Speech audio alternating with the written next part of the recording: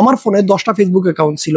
একটা প্রথমে সাসপেন্ড হয়েছে, তারপর অটোমেটিক বাকিগুলোও সাসপেন্ড হয়ে গেছে। এরপর যতবারই ফেসবুক অ্যাকাউন্ট খুলতে যাই ততবারই কোনো কারণ ছাড়া সেগুলো সাসপেন্ড হয়ে যায়। এমনটা কেন হয় আর এর সমাধান কি সেটাই বলবো আজকের এই ভিডিওতে। প্রথমত এখানে দেখতে পারবেন আমার ফোনে কিন্তু এখন ফেসবুকের অ্যাপ্লিকেশনই নেই, আমি অ্যাপ্লিকেশনটাকেই ডিলিট করে দিয়েছি। কালকে যখন আমার সাথে এই সমস্যাটা হয়েছে, সব ফেসবুক অ্যাকাউন্ট সাসপেন্ড হয়ে গেছে, তখনই আমি ফেসবুকের অ্যাপ্লিকেশনটাকে আনইনস্টল করে দিয়েছি। আপনার সাথেও যদি এই সমস্যাটা হয়ে থাকে, প্রথমে ফেসবুক অ্যাপ্লিকেশনটাকে আনইনস্টল করে দিন, নয়তো যতবার আপনি ফেসবুক অ্যাকাউন্ট খুলতে যাবেন ততবারই কোনো কারণ ছাড়া সেই ফেসবুক অ্যাকাউন্টগুলো সাসপেন্ড হয়ে যাবে। এর থেকে যদি বাঁচতে চান তাহলে অবশ্যই ভিডিওটা সম্পূর্ণ দেখুন। এই সমস্যাগুলো হয়ে থাকে মূলত একই নেটওয়ার্ক, একই নাম্বার, একই জিমেইল অথবা একই ডিভাইসের কারণে। একই ডিভাইসের মধ্যে যদি একাধিক ফেসবুক অ্যাকাউন্ট ব্যবহার করে থাকেন, প্রথমটা সাসপেন্ড হয়ে যাওয়ার পর বাকিগুলো অটোমেটিক সাসপেন্ড হয়ে যাবে। এছাড়াও একই নেটওয়ার্কের মধ্যে যদি আপনি একাধিক ফেসবুক অ্যাকাউন্ট ব্যবহার করে থাকেন, ওই নেটওয়ার্কের আইপির মাধ্যমে তারা ট্র্যাক করে বাকি অ্যাকাউন্ট গুলোকেও সাসপেন্ড করে দেবে।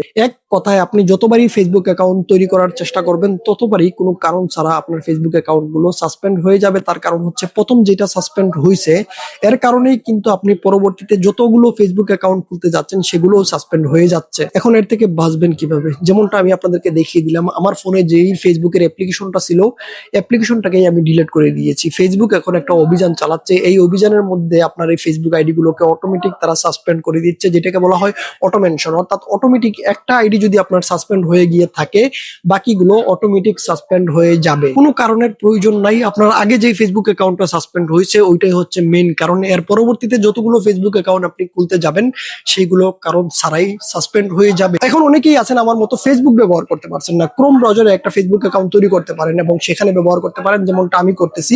কিছুদিন ক্রোম ব্রাউজারে ব্যবহার করার পর তারপর ফেসবুকের অফিসিয়াল অ্যাপ্লিকেশন ইনস্টল করে সেটাতে লগ ইন করে ব্যবহার করতে পারবেন, তখন আর কোনো সমস্যা হবে না।